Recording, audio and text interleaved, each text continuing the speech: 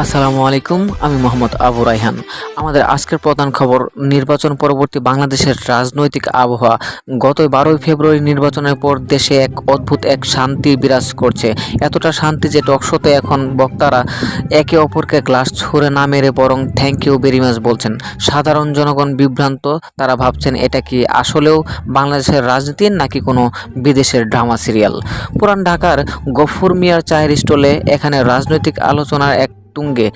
নতুন বিএনপি সরকার ক্ষমতায় আসার পর মানুষের মধ্যে এখন একটাই দাবি, জুলাই চার্টার অনুযায়ী তাদের এলাকার রাস্তার গর্তগুলো কবে রিফর্ম হবে। কেউ কেউ তো আবার বলছেন সংবিধানের আগে যেন বাজারের দামটা একটু সংশোধন করা হয়। সেখানে কি কোনো রাজনৈতিক নেতার দেখা পাওয়া গেছে তিনি এক অন্য দল করতেন, এখন সাদা পাঞ্জাবি আর নতুন চশমা পরে বলেছেন তিনি নাকি জন্মের পর থেকেই মনে মনে বর্তমান সরকারের সমর্থক ছিলেন।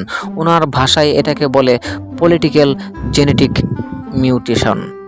খবর পাওয়া গেছে বর্তমান সংসদে বিরোধী দলের নেতারা নাকি স্পিকারের কাছে দাবি জানিয়েছেন প্রতি সপ্তাহে যেন অন্তত একদিন রোস্টিং সেশন রাখা হয়, যাতে তারা সরকারি দলকে গঠনমূলকভাবে পচাতে পারেন। আবহাওয়া বার্তা, এবার দেখে নেব রাজনীতির আবহাওয়া। আজ উত্তরবঙ্গ থেকে দক্ষিণবঙ্গ পর্যন্ত বদল বদল বাতাস বয়ে যেতে পারে, তবে কিছু কিছু জায়গায় পুরনো আমল মিস করার কারণে হালকা মেঘ জমতে পারে। যারা এখনও ফেসবুক প্রোফাইলে পিকচার আপডেট করেননি তারা অতি দ্রুত বর্তমান পরিস্থিতির সাথে মানানসই ফিল্টার ব্যবহার করুন। ঝড়ের সম্ভাবনা নেই, তবে গুজব বৃষ্টির সম্ভাবনা প্রবল।